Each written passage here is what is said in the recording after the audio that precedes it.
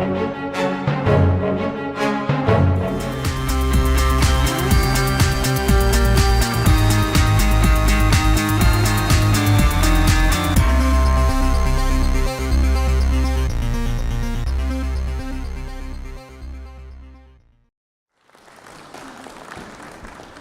morning, everyone, ladies and gentlemen. I see so many sleepy and tired faces. Saturday morning.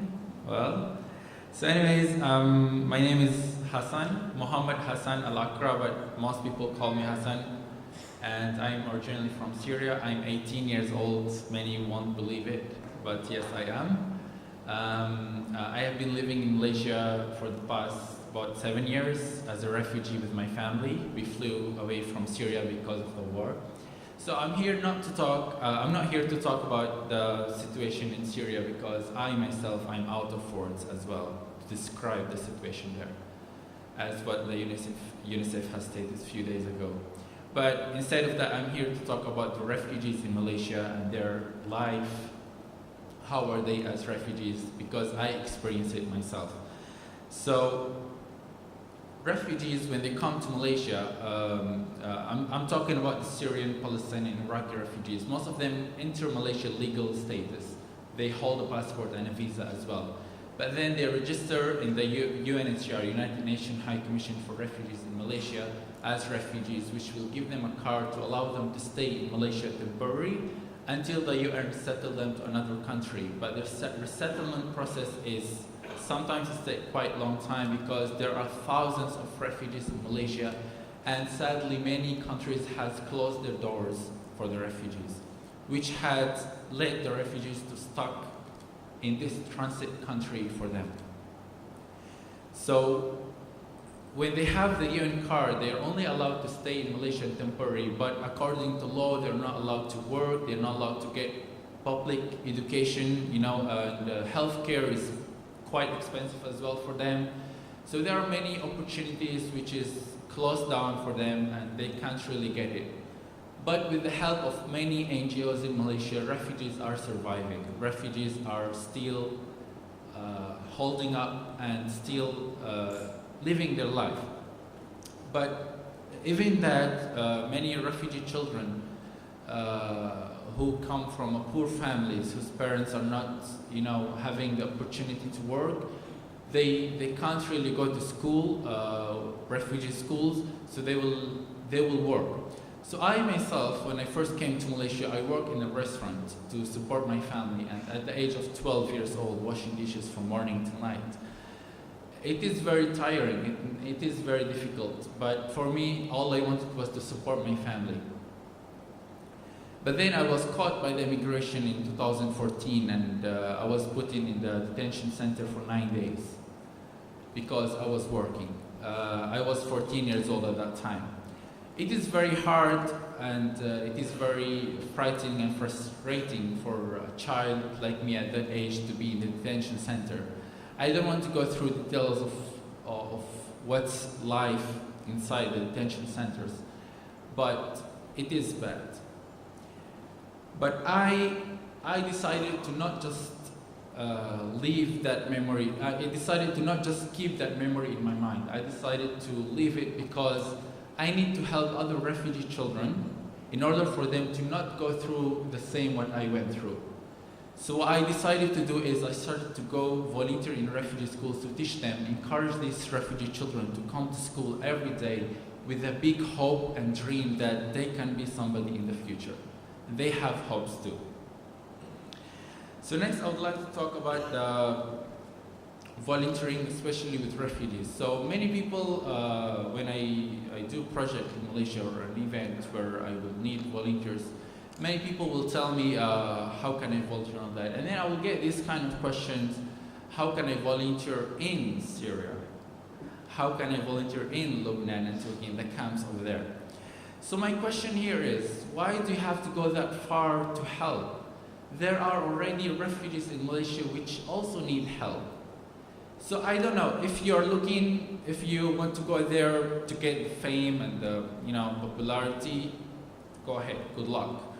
But if you really want to do it sincerely, there are thousands of refugees, especially children, And there are more than 150 centers in Kuala Lumpur itself for Rohingya refugees, Syrian refugees, Palestinian, Iraqi, all global refugees who need help a lot. So you don't really have to go that far, spend a lot of money and to help. You can help those who are here already. Help what you can afford to help. If you have the money, if you're willing to help those who are far, that's fine, that's okay. But help those who are near you already. I get this question a lot, how to help in the camps and how to help here and there. So I told them there are refugees already here, so just help them. And there are many ways. Many people think that helping should be money, but actually no, there are so many ways of helping and contributing, especially to refugees. Going to refugee centers and schools, volunteering your time, your talent, your skills to teach them, share with them your knowledge, your talent, your education, all that. That itself is great support. That itself is great help. The child will grow up and he will remember that there was somebody who taught me this and this. There was somebody who stand with me when I was in a difficult time.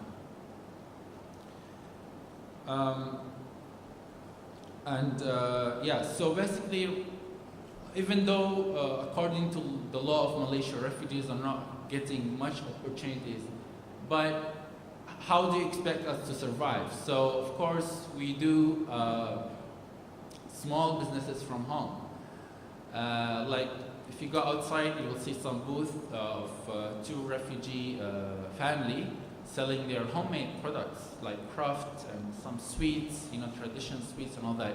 So this is some of the ways that many NGOs are helping refugees to do it. Like myself also, I'm helping them to at least earn some income. Because when you ask a refugee, what do you need? Most of them will not tell you, I need money and I need food. No, they need an opportunity for them to earn their own living. We have hands, we have eyes, we have mind to think. We are willing to work, we are willing to support ourselves, but just that, give us the opportunity, allow us to do it. Instead of giving us fish, teach us how to fish and allow us to fish. Give us the opportunity to fish. And this is what I always use, Many people will offer help, okay, you give food to this family, okay, but until when? Here's the question, until when? There is not really a long-term support for the refugees in Malaysia. And the only long-term support will be to give them the opportunity for them to earn their own living. And it is good for Malaysia, I tell you. There are many engineers and doctors who are refugees, but they ended up being a waiter in a restaurant. They are back in their home country, they are very qualified, they have their own business, their own offices, their cars, their house, and all that. But just in a few seconds, everything gone, and they had to end up in a foreign country, become a refugee. Everything is different, and they become, they lost their job, they lost everything. It could happen to you.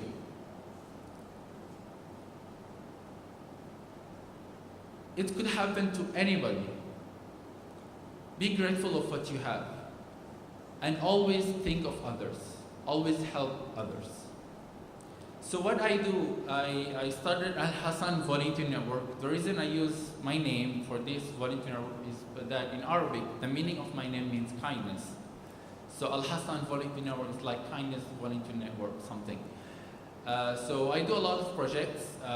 We do medical checkup, we do food supplies, we do languages and soft skills classes for refugees. So all these projects are to support the refugees to at least stand up by their own and to depend on their own, be independent and earn their own living. So I have a booth outside, feel free to visit us, and also feel free to contact me as well. We are more than happy to welcome volunteers in Malaysia to volunteer with us, collaborations or even donations, sponsorships and all that. And I would like to end up my talk with that, leave a humanitarian mark behind you. Let the new generation know that you were here and you did something amazing. Thank you very much.